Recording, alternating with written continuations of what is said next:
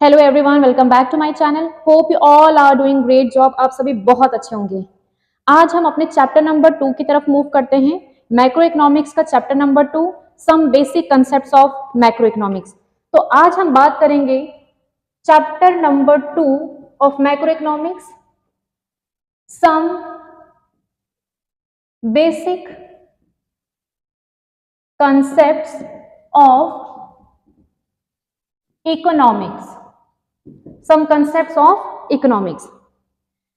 वैसे तो अगर हम क्लासिफिकेशन ऑफ गुड्स की बात करते हैं तो गुड्स को हम वेराइटी ऑफ कैटेगरी में क्लासिफाई करते हैं, like public good, private good, inferior good, merit good, complementary goods, substitute goods. लेकिन अगर हम मैक्रो इकोनॉमिक्स चैप्टर नंबर 2 की बात करें तो इसमें गुड्स को क्लासिफाई किया है गुड्स के एंड यूजेस के बेसिस में। इट मीन्स जो आज हम गुड्स को क्लासिफाई करने वाले हैं वो हम end use classification of goods करने वाले हैं। तो इट मीन्स आज का जो हमारा मेन टॉपिक होगा वो होगा and use classification of goods. सबसे ज्यादा जो हमें ध्यान देने वाली बात है वो ये है कि end use classification of goods. जब हम end use classification of goods को क्लासिफाई करते हैं तो हम देखते हैं कि goods are classified on final goods and intermediate goods, final goods and intermediate goods. और जो हमारा फाइनल गुड्स है, final goods are further classified on consumer goods and capital goods, consumer goods and capital goods. But before going ahead, आगे बढ़ने से पहले हमें सबसे पहले ये जानने की जरूरत है कि ये and use classification of goods क्या है। ये एंड यूज का मतलब क्या है? देखो, कोई भी गुड जब किसी प्रोड्यूसर द्वारा प्रोड्यूस किया जाता है, उस गुड्स को बनाने के पीछे पर्पस क्या है? फॉर सपोज एक प्रोड्यूसर ने ब्रेड बनाया, ब्रेड को बेक किया। अब वो ब्रेड कंज्यूमर द्वारा यूज किया जाएगा या फिर वही ब्रेड एक प्रोड्यूसर के द्वारा यूज करके उसको ब्रेड रोल बनाकर आगे बेचा जाएगा। कहने का मतलब यह है कि जो गुड्स बनाया गया है प्रोड्यूसर के द्वारा, उस गुड्स का एंड यूज कौन करने वाला है? क्या उस गुड को हम एक कंज्यूमर गुड की तरह इस्तेमाल करने वाले हैं या फिर एक कैपिटल गुड की तरह इस्तेमाल करने वाले हैं? एक सुइंग मशीन, कपड़े सिलने वाली मशीन, अगर एक कंज्यूमर एक कपड़े सिलने वाली मशीन को घर में लेके आता है तो इसका मतलब क्या है? इसका मतलब वो उस कपड़े सिलने वाली मशीन, स्विंग मशीन, एक फाइनल कमोडिटी है, फाइनल गुड्स है। और कैसा गुड्स है? कंज्यूमर गुड्स, क्योंकि कंज्यूमर उसको उसका कंजम्पशन करने के लिए, उसको अपने पर्सनल यूज करने के लिए उसको खरीदता है। लेकिन अगर मैं ये बोलूं कि अगर वही स्विंग मशीन एक प्रोड्यूसर, एक कॉटन शर्ट प्रोड्यूसर जो कि कॉटन की शर्ट बनाता है, वो खरीदता है, तो वो गुड फाइनल गुड तो है, लेकिन किसके लिए फाइनल गुड है? प्रोड्यूसर के लिए। क्योंकि उसी कपड़े सिलने वाली मशीन की मदद से प्रोड्यूसर क्या प्रोड्यूस करेगा? शर्ट्स प्रोड्यूस करेगा। तो इसीलिए एक कपड़े सिलने वाली मशीन कंज्यूमर के लिए फाइनल गुड हो सकता है, कंज्यूमर का फाइनल कंजम्पशन गुड। और वही कपड़े सिलने वाली मशीन अगर एक प्रोड्यूसर खरीदता है आगे फर्दर प्रोडक्शन करने के लिए, तो वो क्या हो जाएगा? Capital final goods.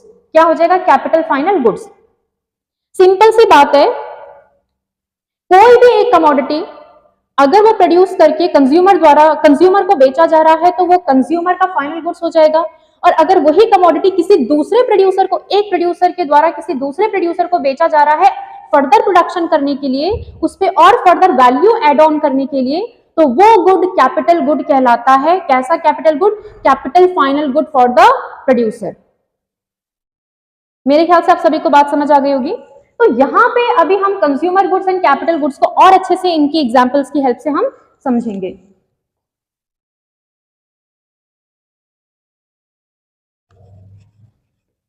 सबसे पहले हम ये देखेंगे कि फाइनल गुड्स का मतलब क्या होता है।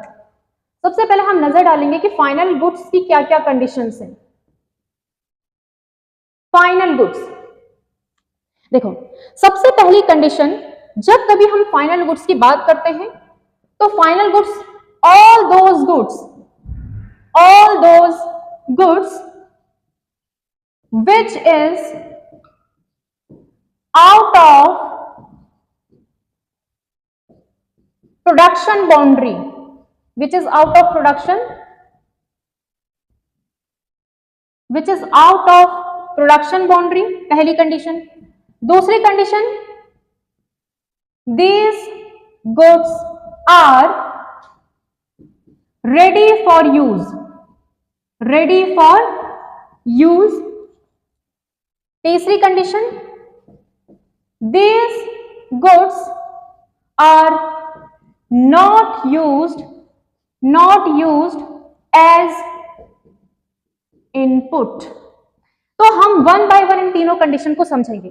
जब भी हम फाइनल गुड्स की बात करते हैं तो फाइनल गुड्स वो गुड्स होंगे जो कि ऑलरेडी प्रोडक्शन बाउंड्री से बाहर आ चुका है।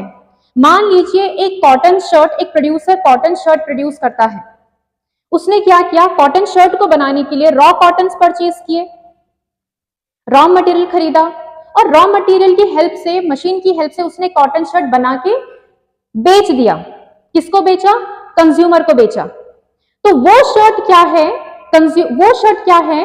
फाइनल गुड्स है। वो शर्ट क्या है? फाइनल गुड्स है, क्योंकि अब वो शर्ट बन के तैयार हो चुकी है और अब वो गुड क्या है? रेडी फॉर यूज है। और कंज्यूमर अब उस शर्ट को पहनेगा। कंज्यूमर उस शर्ट को खरीद के बेचेगा नहीं, पहनेगा। ठीक है, तो अब वो शर्ट प्रोडक्शन बाउंड्री से बाहर हो चुका है, पहली कंडीशन फाइनल गुड्स की। दूसरी कंडीशन कि वो गुड्स अब यूज होने के लिए तैयार है। तीसरी कंडीशन ये है कि अब उस शर्ट में, उस कॉटन की शर्ट में कोई भी वैल्यू एडिशन नहीं होने वाला है और उस कॉटन शर्ट को हम इनपुट की तरह इस्तेमाल नहीं करेंगे। हम उस कॉटन शर्ट को इनपुट की तरह यूज नहीं करने वाले हैं। वो डायरेक्टली आप किसके हाथों में जाने वाला है? फाइनल यूजर के पास जाने वाला है। आप सभी को मेरी बात समझ आ गई? तो फाइनल गुड्स की ये तीन कंडीशन है। ठीक है, अब वन बाय वन हम इसे एक एग्जाम्पल लेते हैं और कोशिश करते हैं कि वो एग्जाम्पल इन तीनों कंडीशन में फिट हो रहा है या नहीं हो रहा है। सबसे पहले हम बात करेंगे एक कंज्यूमर के फाइनल गुड्स की, एक कंज्यूमर के फाइनल गुड्स की। तो हमने एक एग्जाम्पल लिया है कि जो कंज्यूमर का फाइनल गुड है वो एक कॉटन शर्ट है। एक कॉटन की शर्ट, एक कंज्यूमर ने क्या खरीदा? कॉटन की शर्ट खरीदा अपने पहनने के लिए। तो अब देखते हैं कि क्या ये कॉटन की शर्ट उस कंज्यूमर के लिए फाइनल गुड्स है या नहीं है।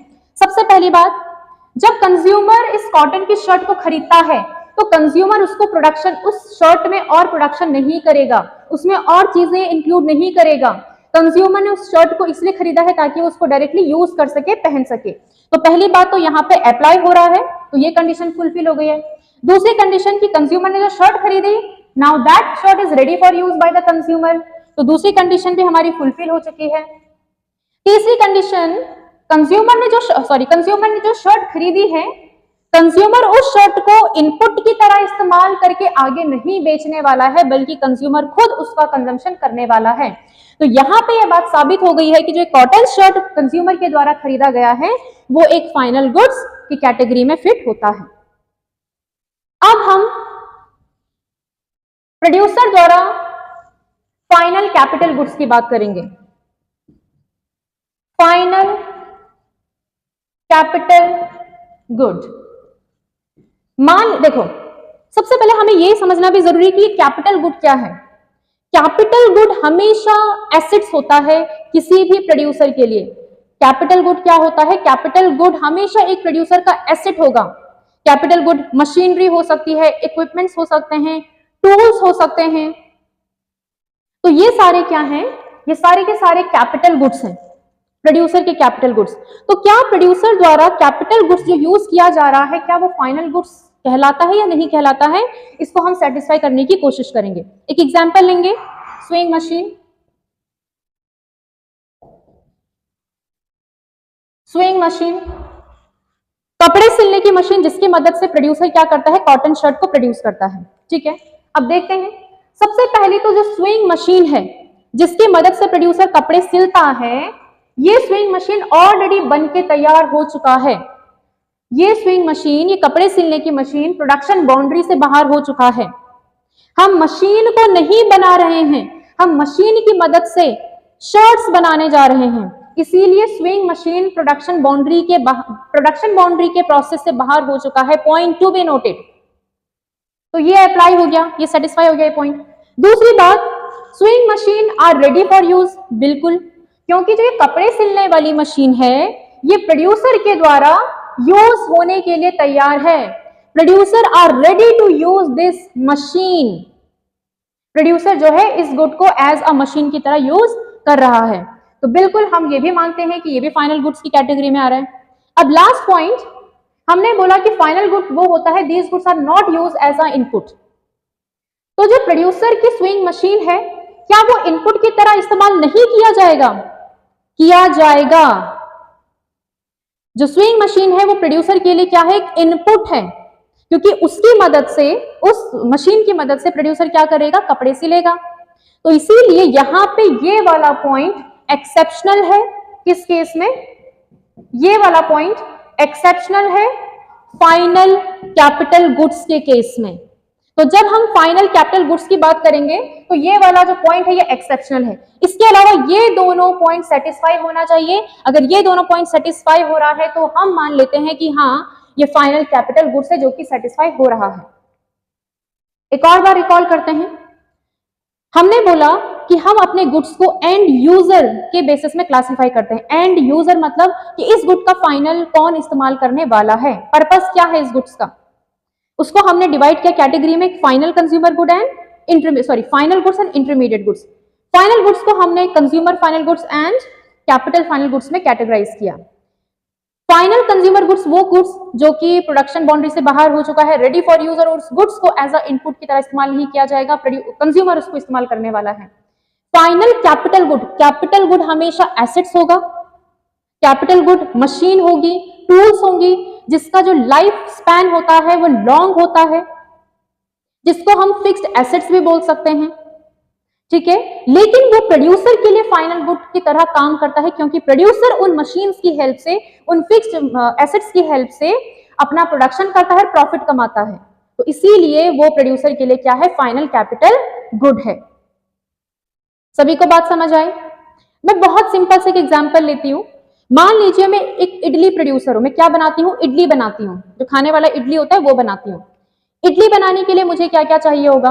मुझे रॉ मटेरियल चाहिए होगा, रवा, राइस, कर्ड, और भी बहुत सारे, मुझे स्टफिंग के लिए बहुत सारे रॉ मटेरियल चाहिए। ठीक है, अब उस सारी चीजों को, उन सारे रॉ मटेरियल को मैं एक साथ मिक्सचर में मिक्स करूंगी, उसकी स्टफिंग तैयार करूंगी और उसको इडली वाले बर्तन में रखूंगी। ठीक है, अब इडली बनके तैयार हो गया। तो जो इडली बना है वो इडली में क्या करने वाली हूं? कंज्यूमर को बेचने वाली हूं। तो वो इडली क्या है? फाइनल गुड्स है। वो इडली क्या है? फाइनल गुड्स है। किसके लिए है? कंज्यूमर का फाइनल गुड्स, क्योंकि वो इडली मैं नहीं खाऊंगी, वो मैं बेच रही हूं। किसको बेच रही हूं? कंज्यूमर को बेच रही हूं। तो फाइनल कंज्यूमर गुड्स हो गया इडली। ठीक है, उसके अलावा जिस बर्तन में मैंने इडली को बनाया, क्या मैं वो बर्तन भी बेच रही हूं? बिल्कुल भी नहीं। वो बर्तन मेरे लिए क्या है? फिक्स्ड एसेट है, कैपिटल गुड्स है और फाइनल कैपिटल गुड्स है, क्योंकि उसकी मदद से मैं प्रोडक्शन करती हूं। उसके अलावा जो रॉ मटेरियल है जिसकी मदद से मैंने इडली बनाया, वो रॉ मटेरियल क्या है? वो सब के सब इंटरमीडिएट गुड्स है। फिलहाल हमने यहाँ पे दो चीजें आपने समझनी है। एक इडली मेकिंग जो बर्तन है वो मेरे लिए फाइनल कैपिटल गुड्स है, और जो इडली बनके तैयार हुआ है वो कंज्यूमर के लिए फाइनल कंज्यूमर गुड है। तो इस तरीके से आपने डिफरेंशिएट करना है। तो it's very easy to understand. I hope आप लोग को चीजें समझ आ गई होंगी। अब हम बात करेंगे अच्छा, जो ये कंसेप्ट्स हैं, ये कंसेप्ट्स नेशनल इनकम चार्टर के पॉइंट ऑफ व्यू से बहुत ज्यादा इंपॉर्टेंट है। अगर आप इन कंसेप्ट्स को नहीं समझते हो तो आपको नेशनल इनकम को सॉल्व करने में बहुत दिक्कत होगी।